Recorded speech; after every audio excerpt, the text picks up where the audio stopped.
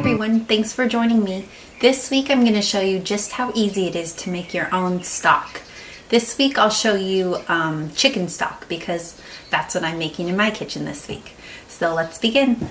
What you'll need today is a crock pot. That's first and foremost. In my crock pot I have my frozen carcass from my chicken, 2 chicken feet that I've washed and trimmed the nails off. I've found that the nails can sometimes leave a bitter taste, so if you can trim those off and wash the skin is good.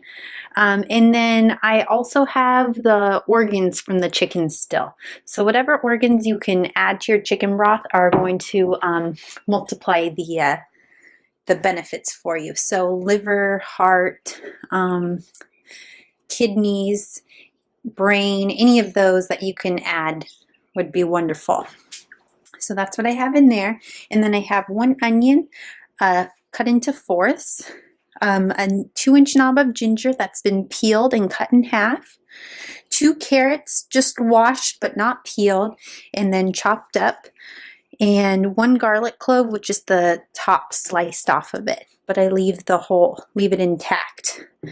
And then 2 tablespoons apple cider vinegar, a bunch of parsley, and salt and pepper to taste.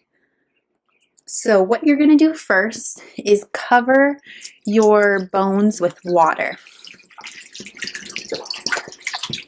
The thing about broth is that traditionally it was made in order to make the most use of the animal.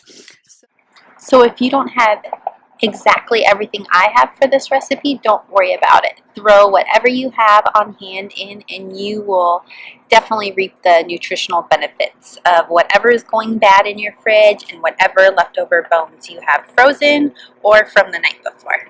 Just a note about the water I'm using, so I'm filling it from my reverse osmosis because that will take out any of the chlorine that has been used to treat the water if you're getting it from the tap.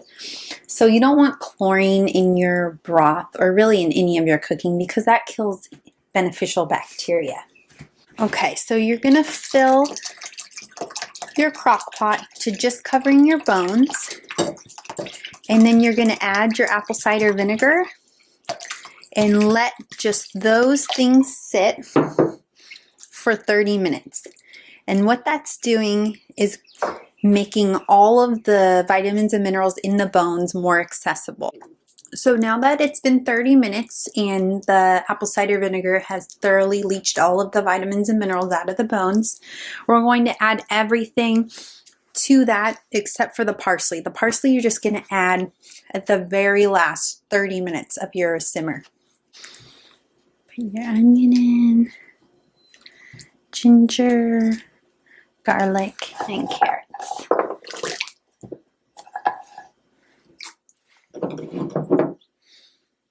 Now we're going to transfer this over to where our crock pot is plugged in.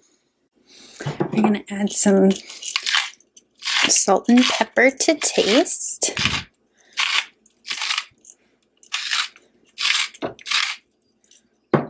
Sea salt. Always use sea salt. It still has all of the trace minerals that are naturally present in sea salt, whereas table salt has been stripped of all of those beneficial minerals. Okay.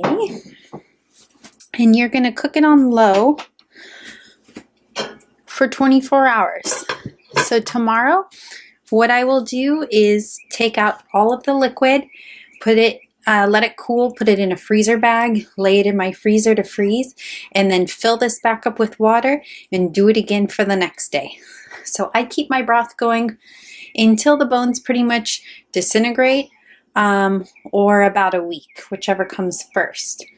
And so that way, as you can see, I get the most bang for my buck. I get 7 days of, freezer size servings of broth. I freeze them into little cubes, and then each day my husband and I take a little cube out, pour hot water over it, and we each have a cup of broth a day.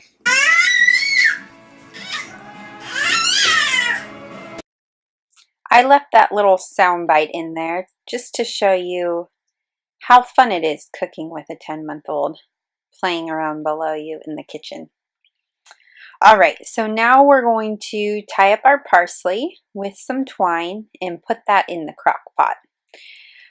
Because our broth is pretty much ready. It's been about 23.5 hours.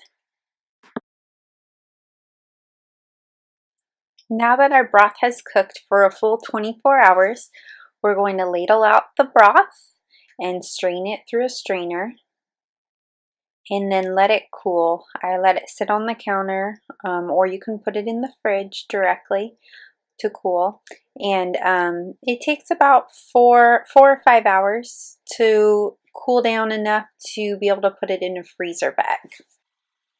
There is so much I could say about broth or stock. It is just wonderful for you. There's a reason that we say chicken soup for the soul, or chicken soup when you're sick heals you. So rather than go into all of the wonderful benefits, I'm going to read a little excerpt from the Nourishing Traditions cookbook that says that chicken soup has a natural ingredient which feeds, repairs, and calms the mucus lining in the small intestine. The inner lining is the beginning or ending of the nervous system. It is easily pulled away from the intestine through too many laxatives, too many food additives, and parasites. Chicken soup heals the nerves, improves digestion, reduces allergies, relaxes, and gives strength. That's a quote from Hannah Kroger's book, Ageless Remedies from Mother's Kitchen. The next best thing about broth is that you can use whatever you have on hand. So random bones that you've saved from other meals or organ meats, throw all of that in there. And any of your vegetables that are going bad, throw that in there as well. It's a great way to give your family instant nutrition. So now that I've gotten as much of the broth out as I can, I'm going to refill my crock pot with water.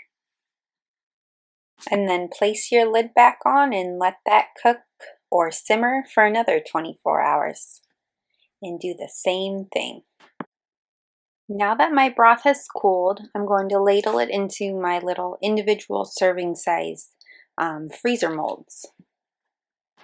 You can find these online. I think I got these on Amazon for making baby food. Broth has many uses in our home. During a week that I'm making broth, I pretty much plan all of our dinners around it. So one night I'll roast the chicken that I'm going to use for the majority of my stock. And then the next night I'll use the leftovers of the meat to maybe make tacos or something.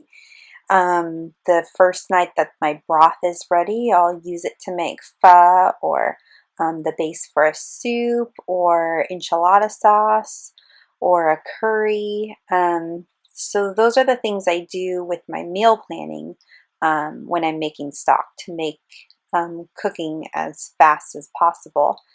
And then we also like to have a cup of broth a day, usually in the afternoon as kind of like an afternoon snack. It is way more nutritious than any processed food snack you could buy. And it will leave you feeling satisfied. You won't be hungry for more. Whereas if you had eaten a bag of potato chips, you'd probably be left feeling hungry.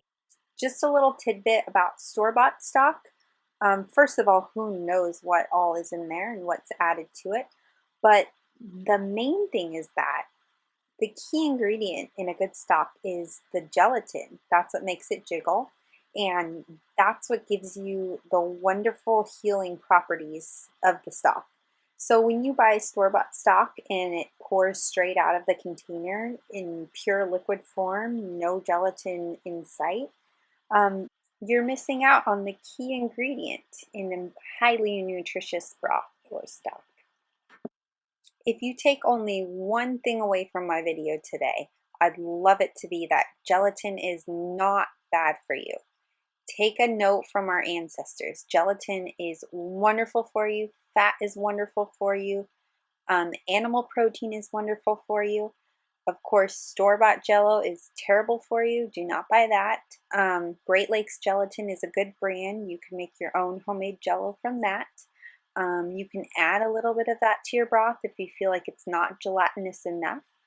But just remember, fat does not make you fat. And gelatin is great for your gut. Thanks again for joining me. I love making my own stock, and I hope that you do too. Click the link to subscribe to my channel so that you'll be alerted each week when I post a new video about traditional cooking. Until next week, bye.